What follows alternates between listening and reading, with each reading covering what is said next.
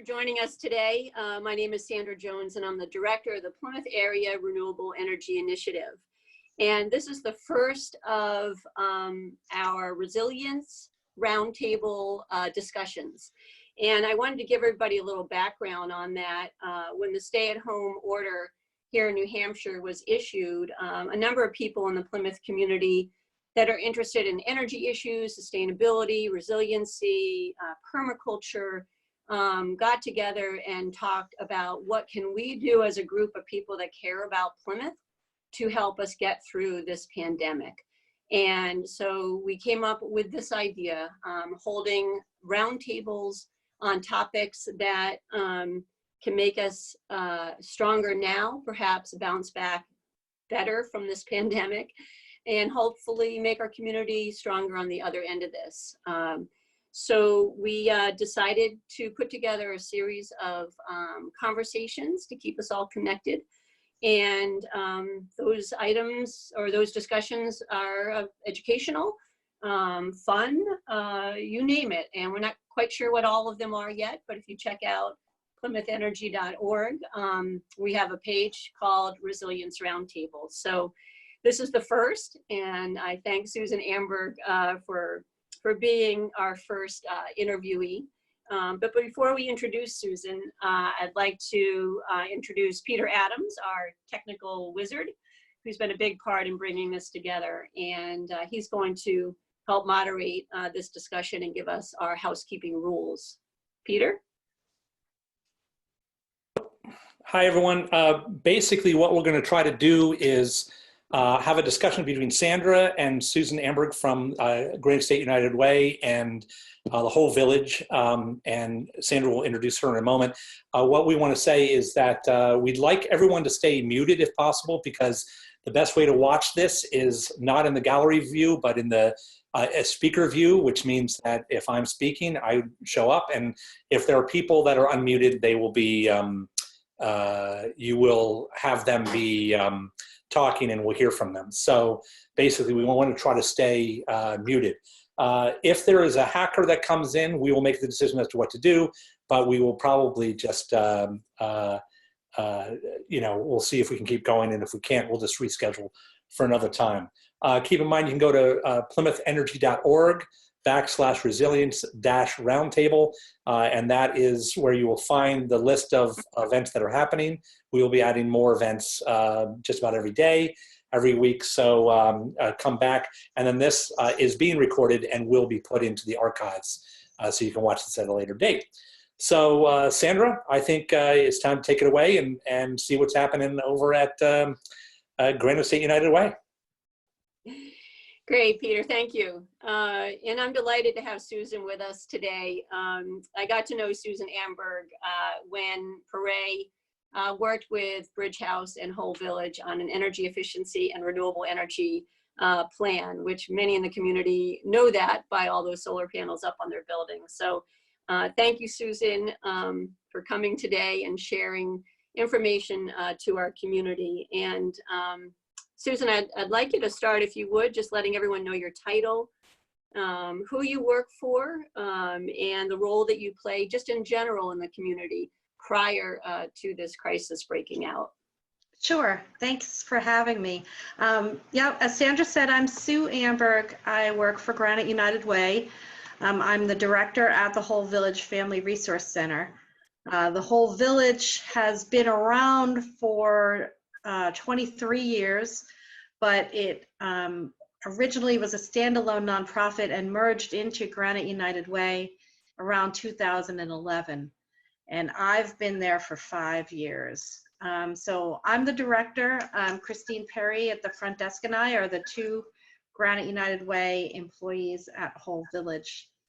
And for those of you who don't know what's available at Whole Village, on a normal business environment, we have 16 different social service agencies that are housed at the building, but we work with an even larger network of agencies around the Plymouth area and around the region to refer people to the resources that they need.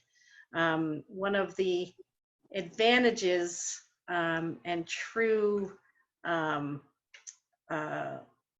strong point of Whole Village is the fact that we are all co-located. So it makes it much easier for people to access services because we're all located in one building. Of course, that certainly adds to the challenge then when that building has to close down and we all work remotely. So thank you, Susan. You know, we've all watched how community services all over our area have suspended their operations or have changed their operations.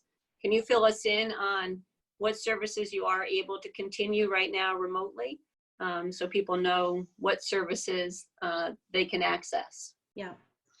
So as you can imagine, with 16 different agencies based in the building, they have interpreted working remotely 16 different ways. Of course. So there's a lot of variety in how the services are being offered, and a lot of that depends, you know, on the services themselves too. So for example, there's a Head Start preschool classroom that's operated by Tri-County CAP. They have a classroom of 20 3- and 4-year-olds usually. And they have been doing some remote schooling. Some of the teachers have been going online with their students to try and keep that connection and try and keep learning moving forward. They are also delivering food to their families twice a week, getting out to the homes and dropping off food that has been donated. Other agencies, you know, for example, Transport Central, which is a volunteer medical transportation organization, they've been able to continue that service remotely, so that for the medical appointments that are happening, which at this point are really only critical services like chemotherapy or dialysis, they're continuing to provide drivers for those people, and you access that service the same way you do now by calling their phone number. For us, and the services that some of the services that I think are most critical at a time like this, we do a lot of information and referral services, which is when people call us or walk in looking to be connected to different resources for whatever the challenges are that they're facing in their lives at that time. It could be anything from how do I find childcare to how do I find resources to help my aging parents to how do I find health insurance. I mean, all those kinds of questions that we get, we're still doing that remotely. We, in our last year, we received about 4,100 of those requests for referral to services. And those people are referred to on average over 3 services each. So in many cases, it's complex needs that require referral to more than one service. So that information and referral service is still being done. Our phones, we were able to adapt our phone system so that all of our extensions are being pushed out to each of our cell phones. Fantastic. So our phones are being answered in real time, and lots of times when I answer my phone, people are stunned and they tell me they've been calling around to different agencies trying to get one answer or another, and I'm the only live human being they got all day. So I'm glad that people still know that we're there for them. And along with that information and referral services, we also have family support specialists who are usually at Whole Village 3 days a week. And that's really short-term case management for more complex needs. And they are also working remotely. So if people call in on that main line, and in speaking with them, we learn that they really need someone to stay with them and walk through getting connected to these resources, we still have the ability to do that as well. That's great. Can you take a second and type in Whole Village's phone number on the chat, just in case someone on this call doesn't know the phone number? That's wonderful that the phones are still being answered. Yeah. And That's a big help. And I did put our website. I hope everybody can see it in the chat. I can do it again if not, but you've got it. Okay. Well, that's great. And kudos to Whole Village for figuring out how to provide as many services as you are remotely. So it's been a challenge for all of us nonprofit directors to make that switch. And I got to know Susan during the energy project, like I mentioned earlier, and we found that we have a lot in common. Running a nonprofit has its challenges even at the best of times. So I can appreciate the work it takes Whole Village to make that transition. Susan, I don't know if you watch Channel 9 News. I'm one who watches the 6 o'clock news, and on the bottom, it has been scrolling for weeks now that Granite United Way is running a fundraiser to raise money to help families during this crisis. And I'm wondering if you can talk about that fundraiser and how that money will be distributed to families in need in the Plymouth region. Yeah, thank you. And there's been a tremendous response, both from individuals and the business community and foundations. So it's really been overwhelming and really gratifying to be a part of. And this is one of the times where I think it shows what that connection to the larger organization provides in benefits to Whole Village. So being part of a large statewide organization like Granite United Way has really had a lot of benefits for us. And I tell everyone it's really the best of both worlds for us. That fund, so Granite United Way, for those of you who don't know, is the product of a series of mergers of 6 United Ways around the state that all merged to form Granite United Way. And they still do a lot internally along those 6 regional lines. So Whole Village falls into the region with the Laconia area and the Ossipee area. And in each one of those regions, Granite United Way has partnered with a lead organization to take in those funds and be able to help distribute them out both to individuals and to other social service agencies on behalf of their clients. So the great thing for us at Whole Village is that family support specialist work that I mentioned earlier. We do that in partnership with Lakes Region Community Services, who also run the Family Resource Center in Laconia. So it's their trained family support specialists who also provide the family support work at Whole Village. And it's Lakes Region Community Services who is the lead partner throughout the entire central region for Granite United Way for accessing those emergency funds. So anyone who calls our main line and gets connected with first our intake person, Christine, and then gets connected to the family support specialists, those family support specialists have access to that funding to meet the needs of the families. And this is what they do. You know, they're trained in doing intakes, they're trained on assessing families' strengths and needs, and they're in a position to be able to access that funding for what they need. That's fantastic, because I'm envisioning that there are people out there that maybe haven't asked for support before. You know, I think this is the worst crisis I've ever seen in my lifetime. And I got to think that some people are losing their job for the first time ever, you know, running out of their savings for the first time ever. And I'm just wondering if a neighbor asked me, you know, what should I do? I can't afford my mortgage next month.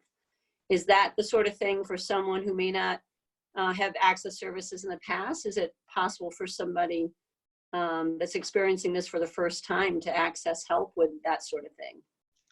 Yeah, and that's why we really encourage people to get plugged into the family support specialist, because they have that time to stay with families, over a period of months, and work with them through whatever the situation is, whether it's applying for fuel assistance or for other services that are out there. They can really help with applications.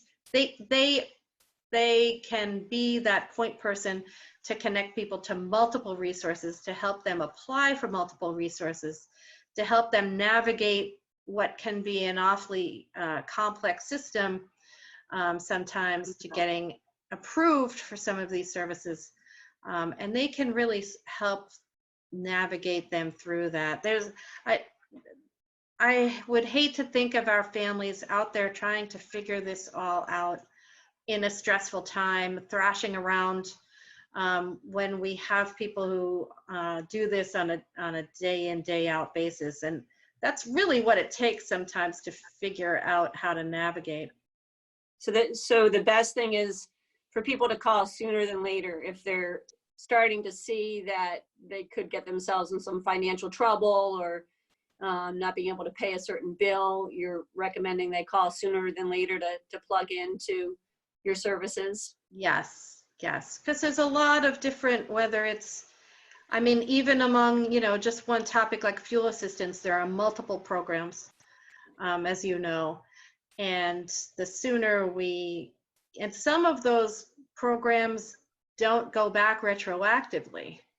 For instance, if you qualify for a tiered discount on your electric service, they don't go backwards, but they can go forward from the date you apply. So it becomes important to get those applications in as soon as you can.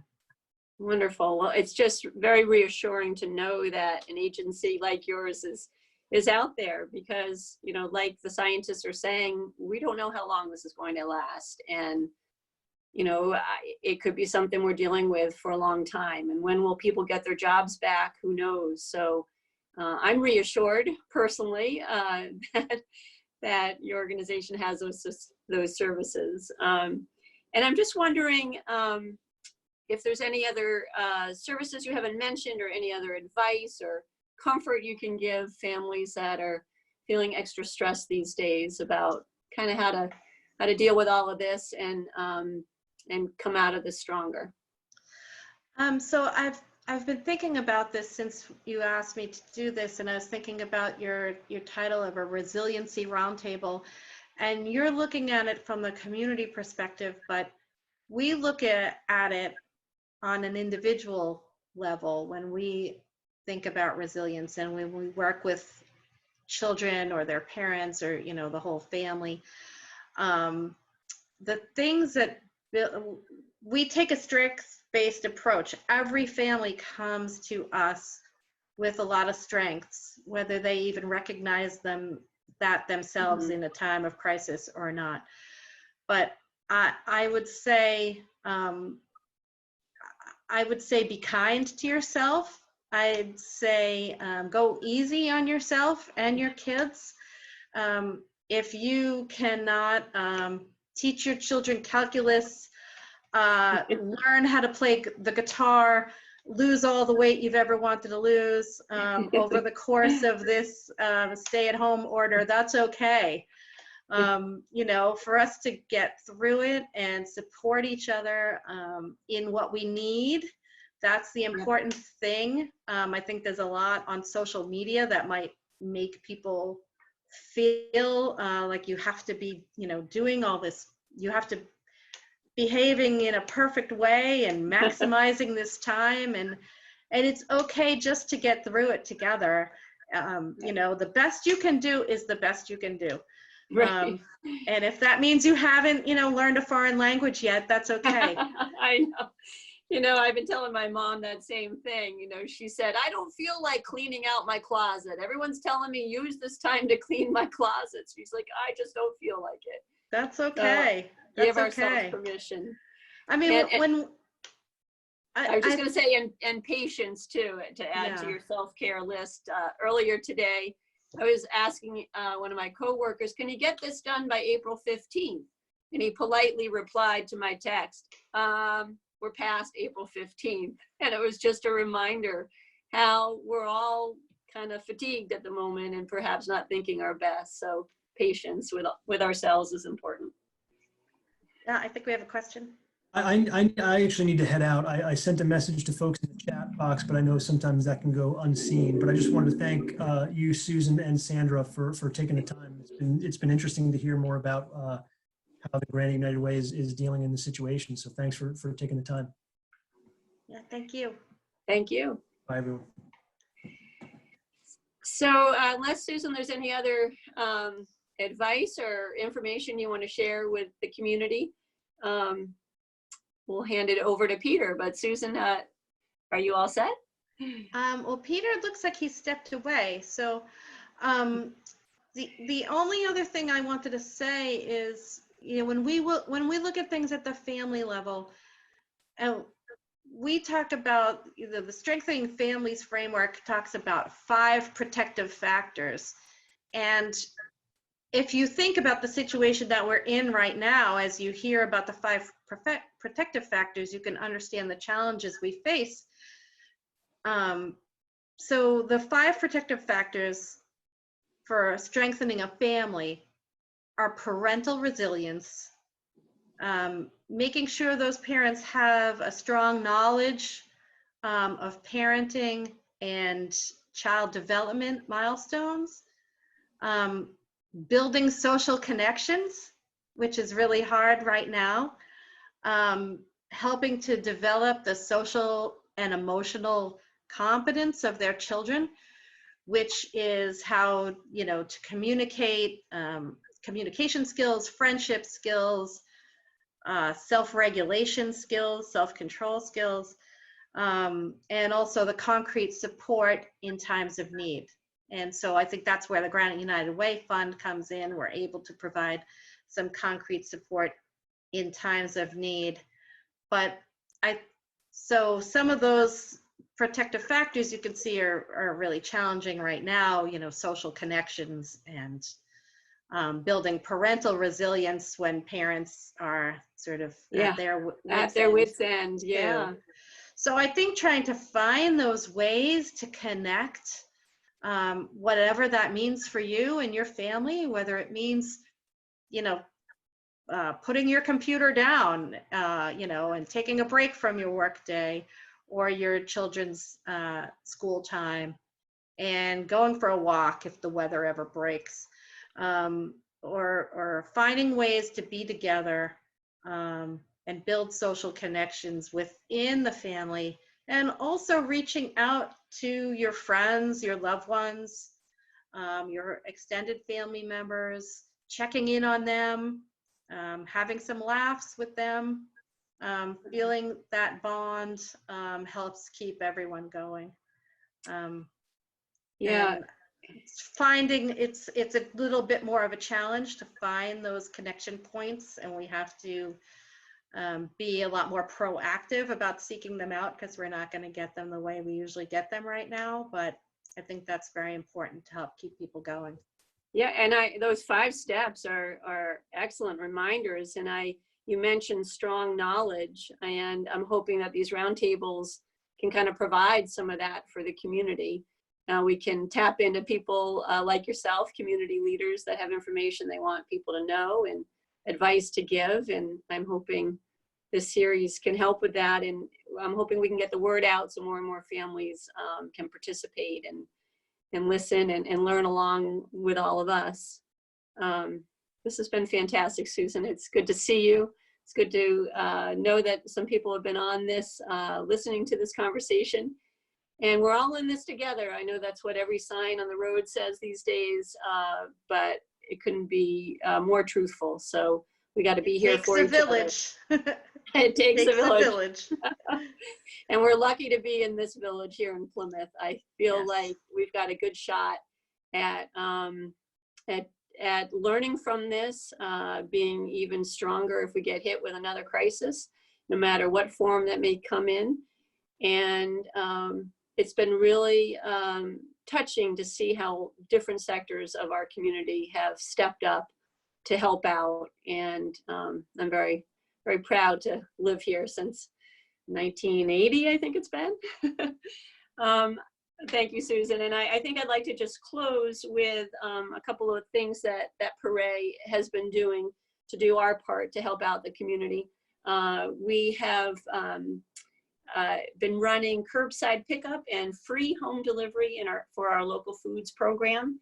And I think now more than ever, it's important that we give business to our local food chain because we are going to be relying on them more and more in the future if things like this happened. And when you hear in the news that meat companies are sending notices out saying expect delays in product, it reminds me of the importance of supporting our local farmers and vendors. So check that out at localfoodsplymouth.org. And we're going to continue to run these resilience roundtables as part of our way to assist our community during this challenging time. So I'm going to hand it over to Peter, who's the co-founder of Parade and our technical wizard, to say a few last words and share with us what's coming up next. So thanks again, Susan.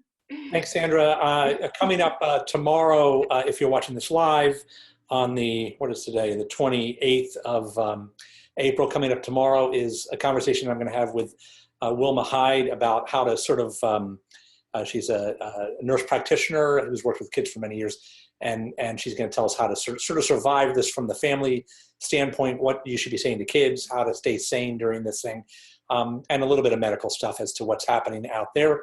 Tomorrow night, that's at 4 o'clock. At 7 o'clock is Steve Whitman and Liz Kelly, who will be talking about gardening and how to start a garden, because it's April and it is going to get warmer one of these days, and we'll be able to have some gardening soon enough. Please check back. There's going to be more of these added, and this has been recorded and will be archived, but there's more that will be added over the next couple weeks. So check back at plymouthenergy.org/resilience-roundtable. So Sandra, thank you. Susan, Thank you. And we will see you at the next one. Stay well, everybody. Stay well, everybody. Thanks very much.